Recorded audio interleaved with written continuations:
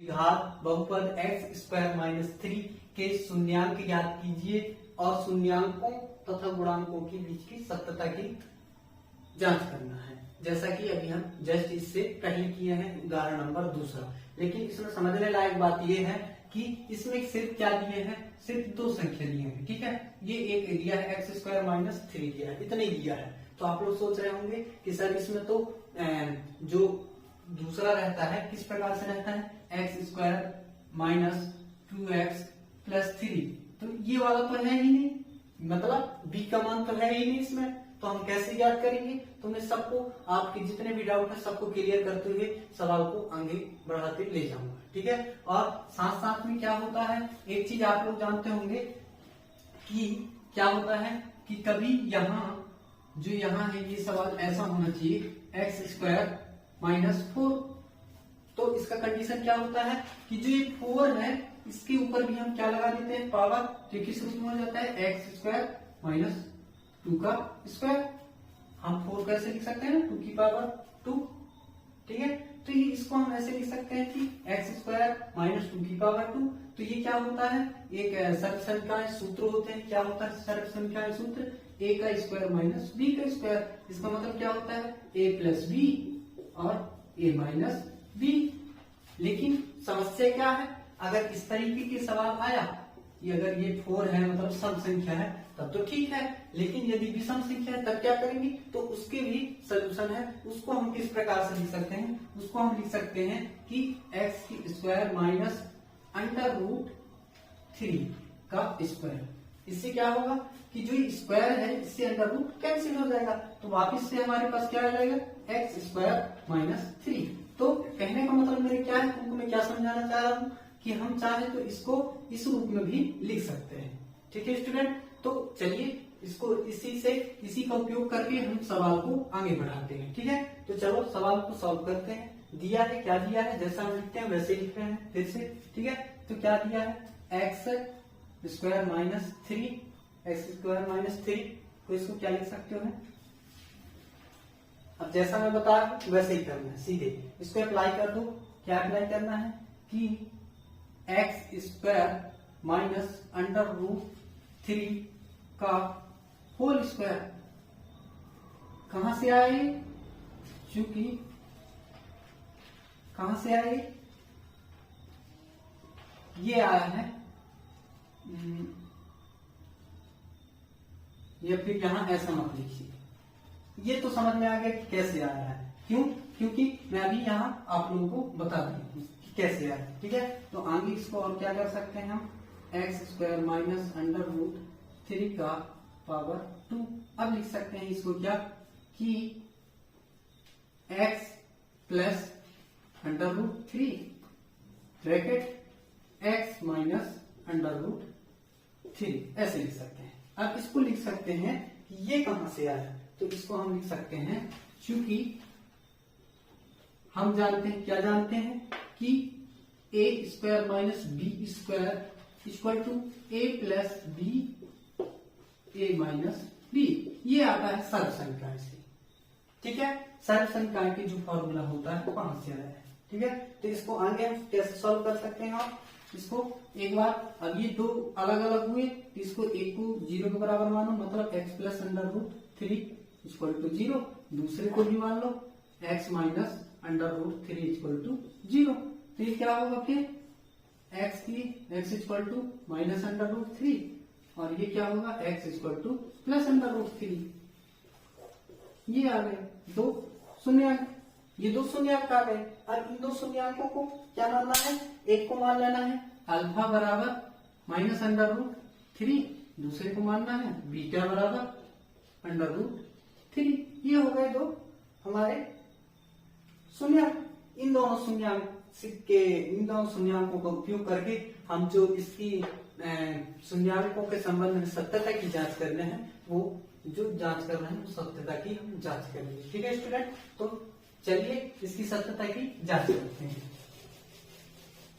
अब इसकी सत्यता की जांच कैसे करना है मैं आप लोगों को बता चुका हूं, फिर भी मैं एक बार और अच्छे से समझिए। ठीक है, एक बार और समझिए इसको।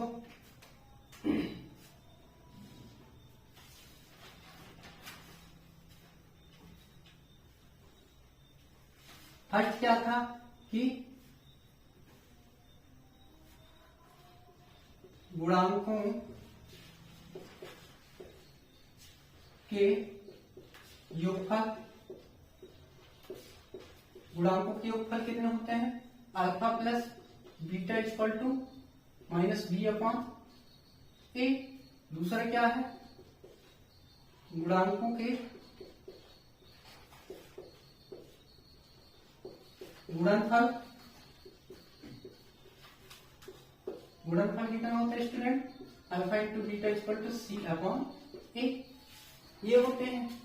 इसको हम क्या कर सकते हैं, इनका वैल्यू सीधे पुट कर सकते हैं और इसका मैं मान निकालना बताया था कैसे। अब अच्छा एक चीज और समझना कि क्या दिया है हमको, एक्स स्क्वायर माइनस 3। अब आप लोग सोच रहे होंगे कि क्या तो बी का मान तो दिया ही नहीं है, तो जिसका मान नहीं दिया रहता उसको हमेशा 0 मान के चलते हैं। तो इसमें भी बी का मान नहीं है, ए का है, तो हम ए बराबर क्या लेंगे, ए का मान कितना आ जाएगा यहाँ 1 और बी बराबर 0 और सी बराबर -3। ये आ गए ए बी और सी के मान।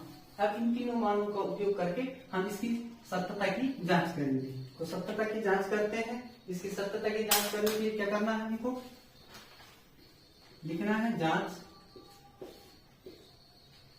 जांच बराबर क्या है, अल्फा, अल्फा का मान क्या है स्टूडेंट, -√3।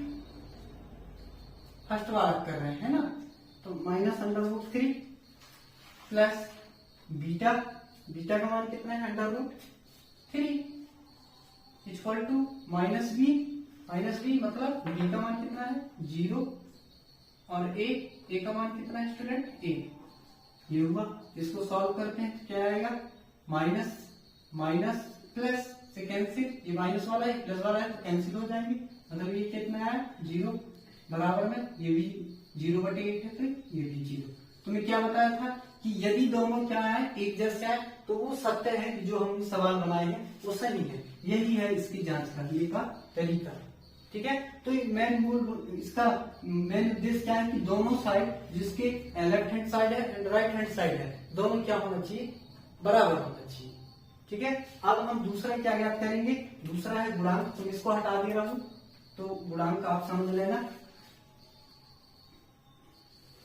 गुणांक क्या है, दूसरा गुणांक, गुणांकों के गुणनफल। तो दूसरा क्या है गुणनफल, तो गुणनफल बराबर क्या है अल्फा इंटू बीटा। तो अल्फा का मान क्या है हमारे पास -√3 इंटू बीटा का मान क्या है √3 इक्वल टू सी। सी का मान क्या है हमारे पास -3 और ए का मान क्या है 1। क्या होगा जब इनका मल्टीप्लीकेशन कराएंगे तो √ से √ कैंसिल, माइनस प्लस माइनस क्या हो गया यहाँ, ये कितना हो जाएगा, ये 3 का 9 होगा और 3 का 9 होगा। तो अच्छा मैं इसको अच्छे से समझा दे रहा हूँ। यह क्या होगा, इसका और इसका मल्टीप्लीकेशन कराएंगे तो 3 का 9 होगा और 9 का जब हम करते हैं क्या वर्ग करते हैं तो कितना होगा, ये हो जाएगा, इसको हम लिख सकते हैं 3 का वर्ग। तो 3 से 3 कैंसिल और यहाँ लग जाएगा माइनस, ये क्या होगा -3/1। तो बचा कितना यहाँ -3/1 इक्वल टू -3/1। ये दोनों क्या आ गए एक जैसे, ठीक है।